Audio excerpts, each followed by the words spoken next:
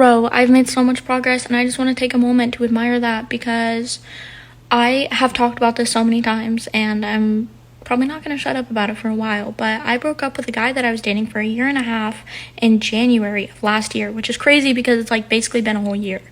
And it's a lot of time to spend with someone, but the way that it ended, the breakup itself was good, but the 3-4 months after that, absolutely terrible. We kept going back to each other, incredibly codependent. I was not taking accountability or responsibility of the way that I was treating him. I was attempting to replicate the parts of myself that I'd lost by going off and sleeping with a bunch of different men without having a better understanding of what I was doing. And the key part of that is that I didn't have a better understanding of what I was doing, and that doesn't validate why I was doing what I was doing. Yes, my actions were wrong, but the fact that I learned that, you cannot blame yourself, because now I have learned that, and my communication is so much more effective. I have an anxious avoidant attachment style, and I feel like that's what resonates with borderline personality disorder when I was diagnosed with it, is this avoidant part of you wants to emotionally disconnect and run away from these situations in order to protect yourself from the uncomfortable emotions that you have not been given or created the space in order to process them. And then the anxious part of you is like, no, please don't leave me because you don't know how to be alone. And so it's like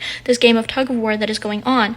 And I still have my struggles. I'm addicted to some bad habits, of course, and I'm learning to model and reframe my perspective on this like all or nothing lens that I've had with life and trying to find that balance.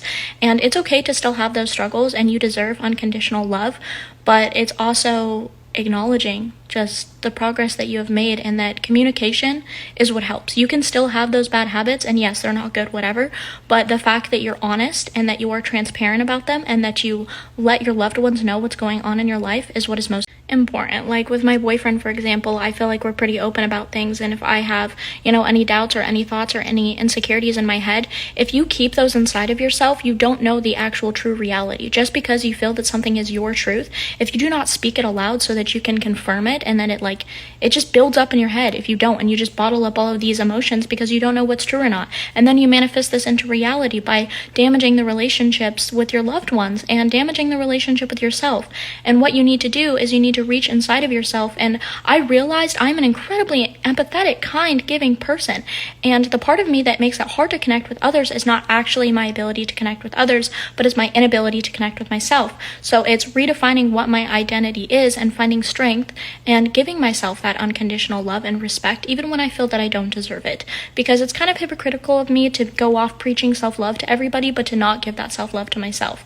And anyway, I just wanted to say I'm so fucking proud of myself. My communication skills, oh my god, bro. If I could look at where I am now from a year ago, I am living a life that I literally thought was impossible. So much has changed, and all of these horrible events that happened, I realized they're for a greater purpose, and that I am where I'm meant to be in this moment. Even when you feel incredibly depressed and lost and the way that I perceive life now is not a good or bad experience, but it's just experiencing things. It's kind of learning to sit back and observe your life without judgment. So then, at times I'd feel something and I'd label it as depression, but you can just label it as feeling and allow yourself to feel those things and allow this wave to pass through you. But anyway, this is a reminder that those things that you think are impossible, they're not, and you are capable, and you have that strength and that light and that love inside of you. I'm really only sad about losing my friend.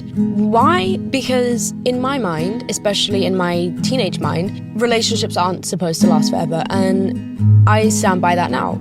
I'm still not at a point in my life where I want to get fucking married.